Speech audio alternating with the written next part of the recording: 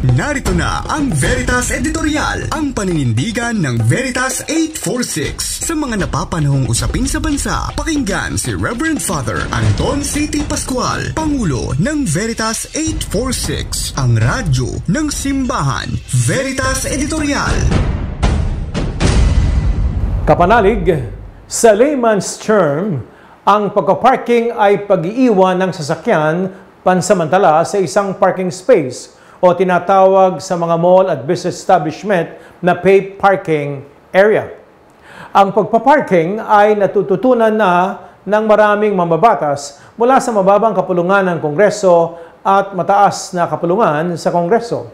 Sa ating mga ordinaryong Pilipino, wala tayong alam o ideya na ginagawa ito ng mga mambabatas sa panukalang National Expenditure Program ng National Government na ipinapasa sa Kongreso taon-taon bago maging batas o tinatawag na General Appropriations Act, GAA.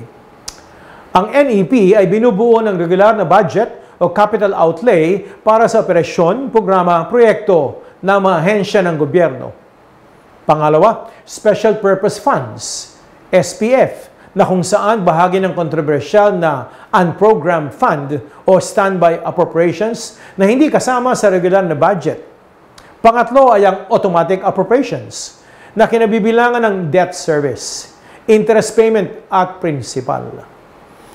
Kapanalig sa data at pag-aaral ng Center for National Budget, isang non-profit organization, nangyayari ang budget insertions sa unprogrammed fund na bahagi ng SPF. Natukoy ng Center for National Budget ang pagpaparking ng malaking pondo na bahagi ng GAA 2024 sa mga attached bureaus ng DPWH, Department of Agriculture at ng Department of Health. Aba, mukhang merong niluluto dyan. Questionable sa CNB ang pondong inilaan sa panukalang NEP 2025 sa ilalim ng SPF na budgetary support to government corporations, allocation to local government units, pension, and gratuity funds. Kapanalig, tinatawag ni Senador Panfilo Lacson ang talamak na budget insertions sa panukalang General Appropriations Act na bad practice sa budget lawmaking.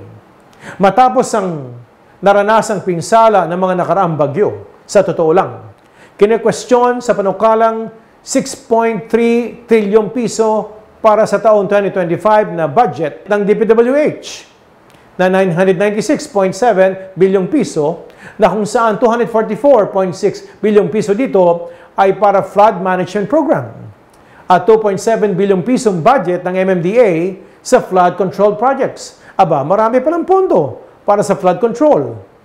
Kine-question din ang nawawalang 26.7 bilyong pisong budget ng DSWD sa 2025 GAA na sinasabing ginamit sa charter change drive. Saan napunta ang napakaraming perang yan?